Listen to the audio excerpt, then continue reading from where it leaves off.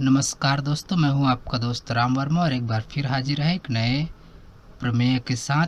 तो आज हम इस थ्योरम में देखेंगे, बिल्कुल ही नया है। तो देखिए हमारा थ्योरम क्या है।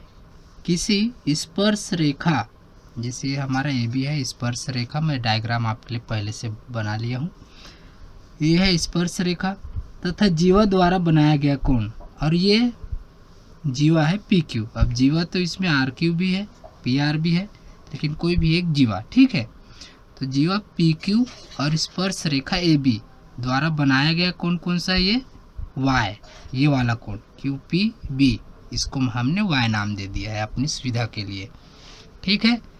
कोण उस जीवा द्वारा एकांतर वृत्तखंड में बने कोण के बराबर होता है। अब एकांतर वृत्तखंड मतलब ये वाला कोण, इस जीवा के एकांतर वृत्तखंड में ये कोण x पी आर क्यू, मतलब इसको हमने x नाम दे दिया है, कोण के बराबर होता है। अब वही सिद्ध करना है कि x और ये y बराबर है। हमको इस थ्योरम में यही सिद्ध करना है।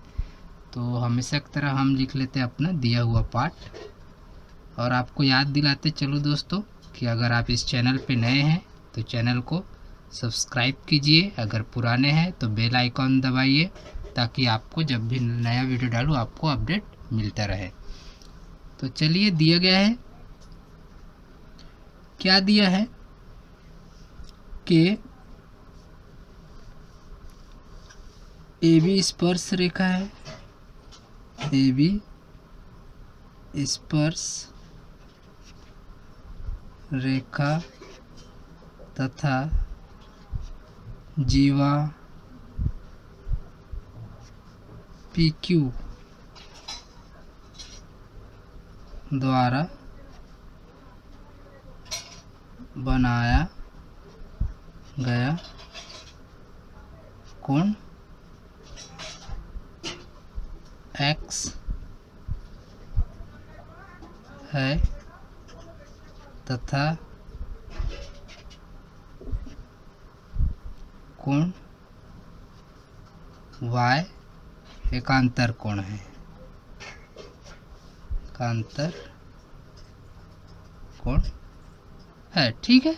एकदम सीधा सरल भाषा में, कुछ नहीं, बस आपको जो दिया है वो लिखना है। ये आपकी लैंग्वेज चेंज हो सकती है, उससे कोई फर्क नहीं पड़ता है।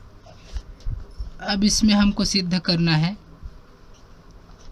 सिद्ध क्या करना है, सिद्ध करना है, ठीक है। सिद्ध ये करना है कि कोण x जो है कोण y के बराबर है, यही सिद्ध करना है अपने को। तो कैसे सिद्ध करना है? अब यहाँ पे हमको रचना करने की ज़रूरत पड़ेगी इस थ्योरम को सिद्ध करने के लिए। तो रचना में देखिए,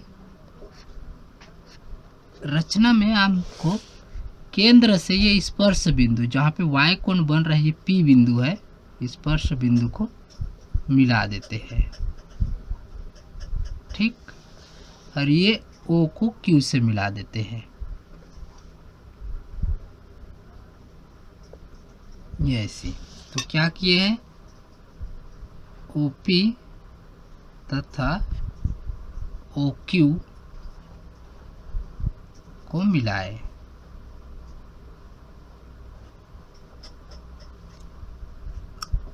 ठीक है। याद रखिएगा ये स्पर्श बिंदु है। अब देखिए, यहाँ से हम उपपत्ति चालू करेंगे।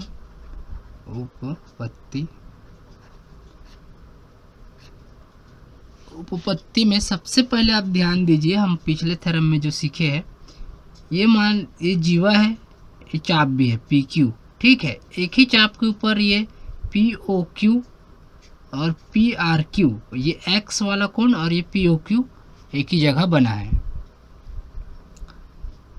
तो सबसे पहले क्या होगा, हमारा जो ये पी ओ क्यू कोण पी ओ क्यू बराबर 2 गुना x होगा, ठीक है। केंद्र पर बनाया गया कोण वृत्त के किसी अन्य भाग पर बनाए गए कोण का 2 गुना होता है एक ही चाप पर। एक ही चाप पी क्यू एक ही चाप पर है, उस पर ये केंद्र पर बना कोण, ये परिधि पर बना कोण है, तो ये वाला कोण इसके 2 गुना होगा। इसको 1 नंबर दे के रखिए आप, ठीक है। अब देखिए यहाँ पर OP, ये जो OP है, OP बराबर किसके बराबर है, OQ के। OQ रीजन क्या है इसके पीछे, एक ही वृत्त की त्रिज्या है, एक ही वृत्त की त्रिज्या है, ठीक है। इसीलिए क्या होगा, कोण OPQ, ये वाला कोण, इसको हम नाम दे देते हैं 1, इसको दे देते हैं 2, सुविधा के लिए, खाली सुविधा के लिए। कोण 1 बराबर कोण 2 है ना, या फिर सुविधा के लिए लिखा हूँ, ठीक है। इसके पीछे क्या रीजन है, समान भुजाओं के सम्मुख कोण, समान भुजाओं के सम्मुख कोण बराबर होते हैं, समान होते हैं, है ना, आपको पता है पहले से, समान होते हैं, ठीक है। मतलब ये दोनों कोण बराबर हो गया। अब आप देखिए कोण, और एक चीज इसमें है, ये स्पर्श रेखा, स्पर्श बिंदु है, और यहाँ से OP हम एक त्रिज्या खींचे हैं, तो इसीलिए क्या होगा, OP लंब AB पर होगा, क्योंकि स्पर्श बिंदु पर खींची गई त्रिज्या हमेशा लंब होती है, गई त्रिज्या, इसीलिए हमेशा वो लंब हो गई, ठीक है। तो ये जो कोण है, कौन सा, OPB, कोण OPB बराबर 90 अंश होगा, ठीक है। क्यों 90 अंश है, क्योंकि ये स्पर्श बिंदु पर त्रिज्या खींचेंगे तो यहाँ पर हमेशा 90 का कोण बनता है, इसीलिए 90 होगा। अब देखिए ये 90 है, ये पूरा OPB इतना 90 है। अगर मुझे ये कोण का माप चाहिए, कोण 1, ठीक है, कोण 1 का माप चाहिए, तो 90 में से इसको घटा देंगे, है ना, तो 90 में से अगर y को घटाएंगे तो कोण 1 का माप आएगा। तो देखिए कोण 1 बराबर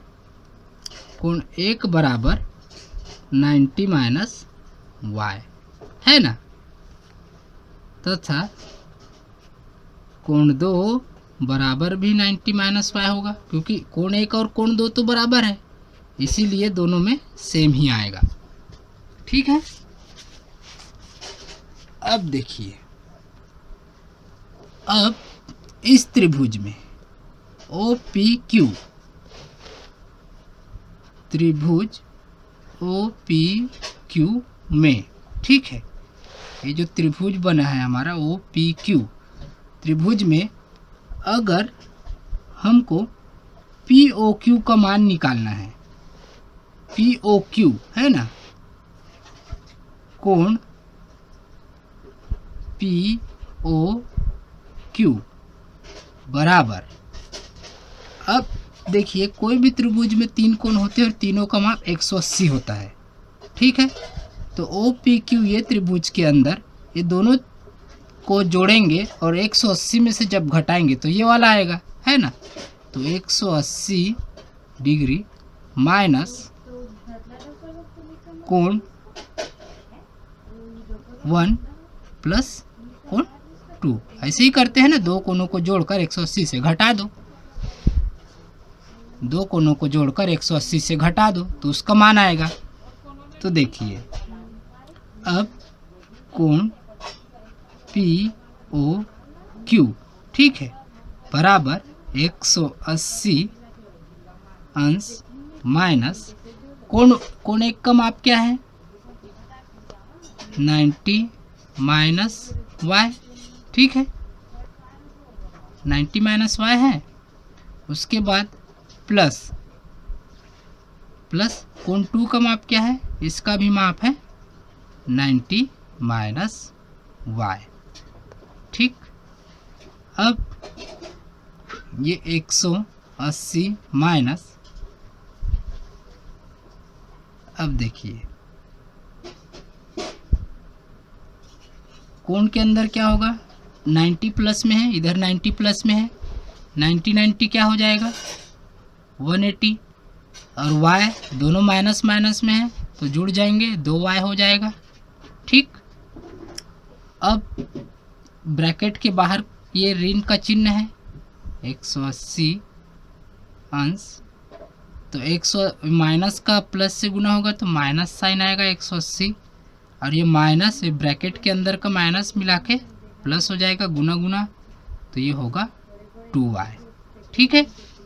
तो प्लस 180 माइनस 180 क्या होगा कैंसल, तो बचा क्या है 2y, तो कोण POQ बराबर 2y, ठीक है। ये आपका हो गया सेकंड इक्वेशन।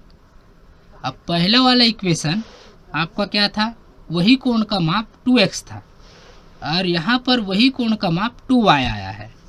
तो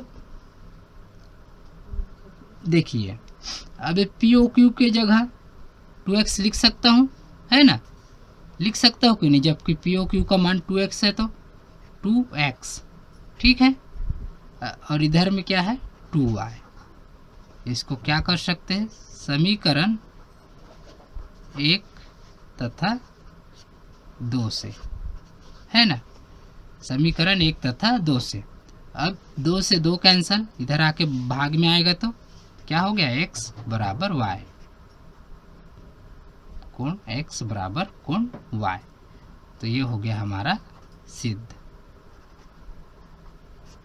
है कि नहीं। कैसा लगा दोस्तों, अच्छा लगा हो तो लाइक कीजिए, अपने दोस्तों को शेयर कीजिए, कमेंट करके बताइए।